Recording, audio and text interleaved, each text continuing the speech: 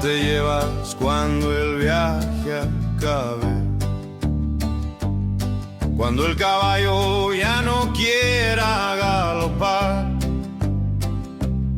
Disfruta ahora mientras hay camino, que a veces pasa que en un suspiro se va la chance de empezar.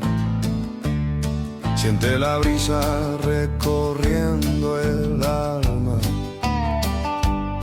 Trabaja el campo y vuelve a sembrar. Deja que vuelen libres tus ideas, que el rencor duerma en otra vereda y echa tu bote a marear. Abre los brazos fuertes a la vida,